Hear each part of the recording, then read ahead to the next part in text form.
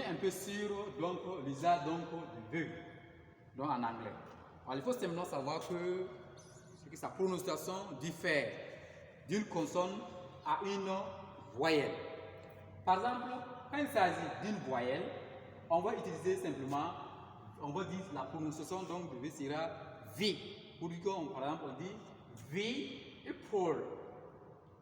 V Paul, donc ça c'est lorsqu'il s'agit donc d'une voyelle. Donc la prononciation donc de V c'est V. Mais quand il s'agit d'une consonne, on utilise simplement V. D'après les Ghanéens, ils vont tout simplement dire D. Voilà, la prononciation diffère d'une région donc à une autre. Est-ce que vous voyez? Donc, V, pour dire c'est une voyelle. Donc, si V est placé devant une voyelle, on dit simplement V. Mais tandis que quand il est placé devant une consonne, on va dire simplement V. Donc, d'après les Ghanéens, ils vont dire par exemple D. Est-ce que vous voyez? Alors, cette fois-ci, pour finir, on va voir maintenant l'article 0. Puisque souvent, en anglais, il y a des articles qui ne se présentent pas. Voilà, mais la traduction en français, l'autorise. La traduction donc en français l'autorise forcément. Et pour cela, par exemple, si je dis par exemple, I love dog. I love dogs. Vous dites quoi? J'aime les chiens. Vous voyez, il n'y a pas un article comme V ici ou bien E ici à quelque part. Mais en le traduisant donc en français, on voit donc apparaître donc les pour dire que l'article définit les au pluriel. Est-ce que vous voyez? Les. I love dogs. J'aime les chiens. Les ici est notre article donc défini.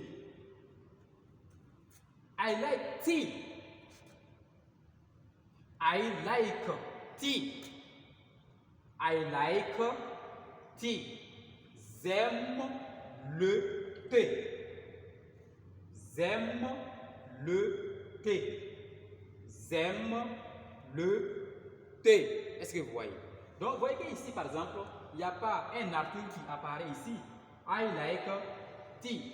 Donc, comme il n'y a pas un article qui apparaît, mais c'est pour qu'on dise l'article 0 en anglais. Donc, I like tea. Mais en français, on voit apparaître donc l'article défini qui est le.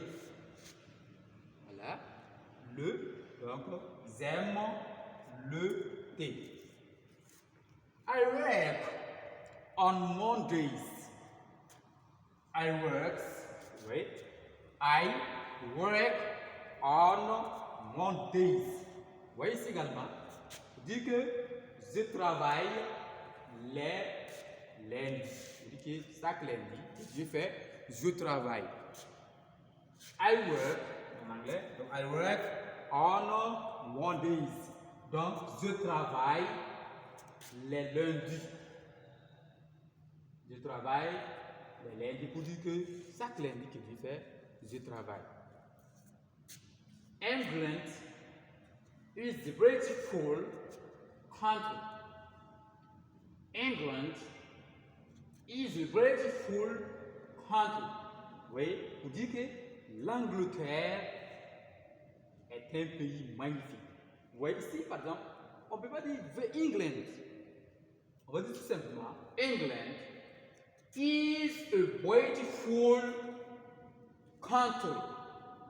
England is a beautiful country. L'Angleterre, oui, et l'apostrophe qui apparaît ici. Pour qu'on parle donc de l'article 0. Voilà, donc en anglais, il n'est pas. Voilà, ici par exemple, en français, on voit l'apparition donc de l'article L apostrophe. Voilà.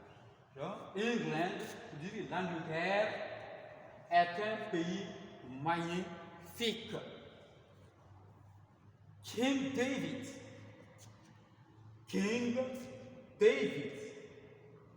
King David. Le roi David. Dans la Bible, on a parlé donc de lui. Le roi David. Le roi David. King David, le roi David. Vous voyez. Donc, en anglais, on n'a pas l'article visiblement, mais en français, il apparaît visiblement. Est-ce que vous voyez l'article? Donc, définit le roi David. Queen Elizabeth. Queen Elizabeth. Queen Elizabeth.